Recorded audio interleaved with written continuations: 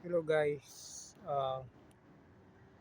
when you have a misfire problem, all you have to do is change the spark plug, put a new spark plug, and new wire. You need um, coil pack, and then uh, m- what do you call it? Map sensor. Check the vacuum leak, okay, and then down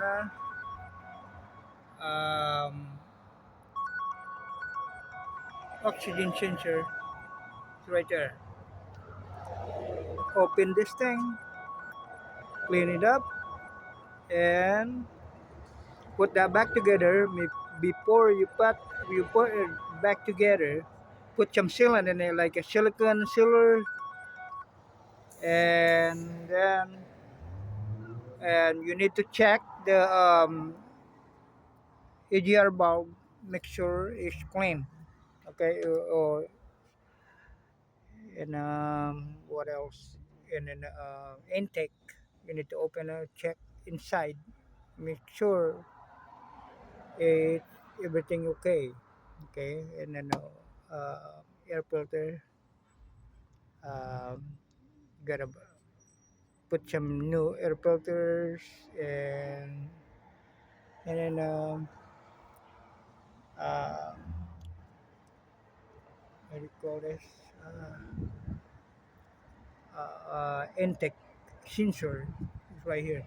I put some tape on it. That way it's not gonna move around. Okay, that's all you need. When your car misfire, okay, the the water goes to the heat gasket. Make sure the radiator, this thing right here, radiator tank, you have to clean it that good and drain it and clean them.